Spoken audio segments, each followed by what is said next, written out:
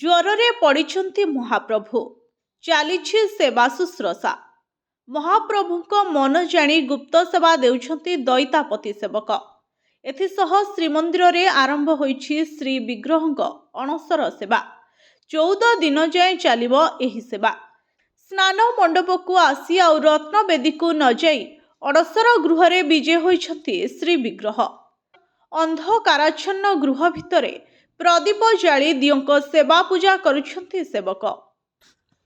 ସେଠାରେ ଶ୍ରୀ ବିଗ୍ରହଙ୍କ ଅନବସରକାଳୀନ ଗୋପନ ସେବା ଚାଲିଛି। ଦଇତାପତିମାନେ ସ୍ୱତନ୍ତ୍ର ଉପଚାରରେ ସେବା ଯୋଗାଉଛନ୍ତି।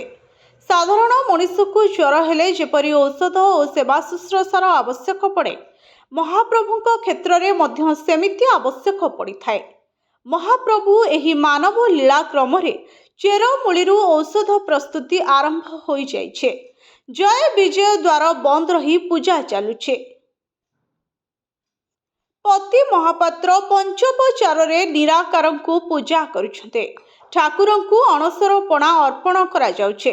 ଏହି ପଣା ମଧ୍ୟ ସ୍ୱତନ୍ତ୍ର ଭାବେ ପ୍ରସ୍ତୁତ କରାଯାଉଛି। ଏହାକୁ ପାଚନ ପଣା କୁହାଯାଏ। ଖାଇବାକୁ ଚକଟା ଭୋଗ ଅର୍ପଣ ହେଉଛି। ଫଳମୂଳ ଆଦି ଲାଗି କରାଯାଉଛି। ଅଣବସର ସେବା ଅବଧି ମଧ୍ୟରେ ଶ୍ରୀମନ୍ଦିରରେ ନୀରବତା ଛାଇ ଯାଇଛି। ଦଇତାପତି ସେବକ ବିଶ୍ୱବସୁ ବିନାୟକ ଦାସ ମହାପାତ୍ରଙ୍କ କହିବା ଅନୁସାରେ ମହାପ୍ରଭୁଙ୍କୁ ଗୁପ୍ତ ସେବା ଦିଆଯାଉଛି। ଦଇତାପତି ସେବକ ପରିବାରରେ ପୁଅଟିଏ 21 ଦିନର ହେବା ଦିନଠାରୁ ସେବା ରହିଛି। ସମ୍ପ୍ରତି ପ୍ରାୟ 200 ଦଇତାପତି ସେବକ ରହିଥିବା ବେଳେ ଶତାଧିକ ସେବକ ଗୁପ୍ତ ସେବାରେ ନିୟୋଜିତ ହୋଇଥାନ୍ତେ। ଏହି ସମୟରେ ମହାପ୍ରଭୁ ଧଳା ରଙ୍ଗର ବସ୍ତ୍ର ପରିଧାନ କରିଥାନ୍ତେ। ଦଇତାପତି ସେବକମାନେ ମଧ୍ୟ ଧଳା ବସ୍ତ୍ର ପରିଧାନ କରି ଏକବସ୍ତ୍ରୀ ହୋଇ ସେବା ଦେବାର ବିଧି ରହିଛି। ଏହି ସମୟରେ ଦଇତାପତି ସେବକମାନେ ଶରୀରରେ କୌଣସି ଅଳଙ୍କାର ମଧ୍ୟ ପିନ୍ଧନ୍ତି ନାହିଁ।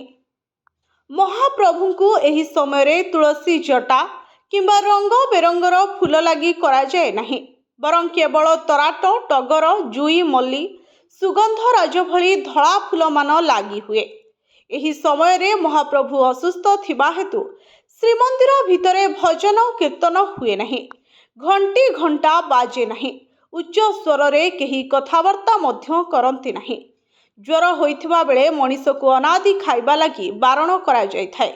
ମାନବୀୟ ଲୀଳା କରୁଥିବା ଦାରୁ ବ୍ରହ୍ମଙ୍କୁ ଅନ୍ନ ଭୋଗ କରାଯାଏ ନାହିଁ, ବରଂ ପଥି ସ୍ୱରୂପ ଲଘୁପାକ ଖାଦ୍ୟ ଭୋଗ କରାଯାଏ।